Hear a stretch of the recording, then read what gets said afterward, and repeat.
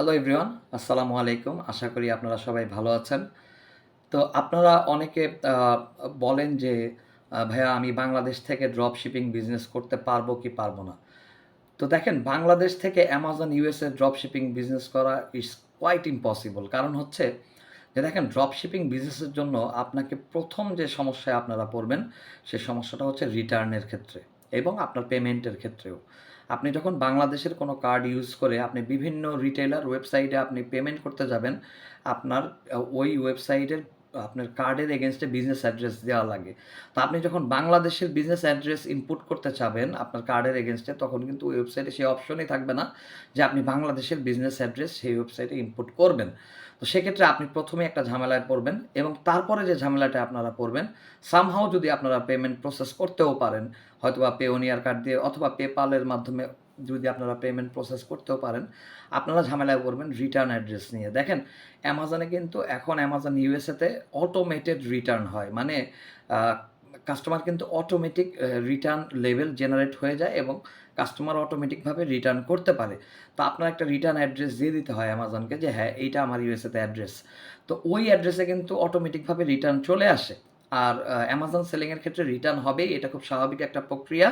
তো ওই রিটার্ন প্রোডাক্টগুলা যদি আপনি ঠিকভাবে প্রসেস করতে না পারেন, আপনি যদি সেই রিটার্নগুলা আপনি যার কাছ থেকে প্রোডাক্টগুলো নিয়েছেন তার কাছে ফিরিয়ে না দিতে পারেন, তাহলে কিন্তু ওইখানে আপনার হিউজ পরিমাণ একটা ইনভেস্টমেন্ট আটকিয়ে যাবে ভাই। ঠিক আছে?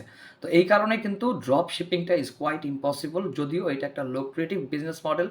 বাট ড্রপ শিপিং আ শুধু আমাদের জন্যই না, আমেরিকানদের জন্য it's become quite impossible because Amazon কিন্তু ওদের সেকশন 3 যে পলিসি গাইডলাইনস আছে, সেই গাইডলাইনস অনুযায়ী ড্রপ শিপিং যে বিজনেস মডেলটা, সেই মডেলটা আর সাপোর্ট করছে না।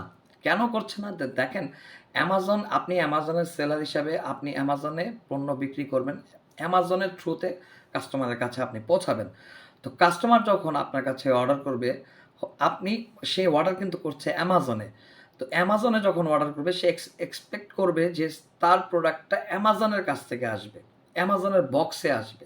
তো ওই প্রোডাক্টটা যখন অন্য রিটেইলারের বক্সে যায়, ফর এক্সাম্পল Walmart এর বক্সে অথবা ধরেন Home Depot বক্সে অথবা Costco র বক্সে।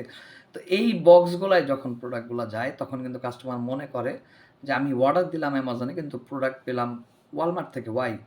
তো সামহাউ অনেকে হয়তো একটু মানে আ চুজি থাকে। সে হয়তো আ Walmart এ যদি সার্চ করে প্রোডাক্টটা তো দেখে যে Walmart এ এর চেয়ে কম দাম।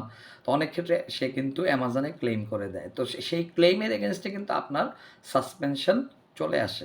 তো সেক্ষেত্রে আপনাকে সবসময় অ্যাওয়ার থাকতে হবে। তো আমাদের রিকমেন্ডেশন আমরা বাংলাদেশী হিসাবে অথবা আপনারা যদি আমেরিকার থেকেও চিন্তা করেন ড্রপ শিপিং বিজনেস করবেন, আমি আপনাদেরকে রিকমেন্ড করব আমার অভিজ্ঞতার আলোকে যে আপনারা ড্রপ শিপিং বিজনেসে যাবেন না।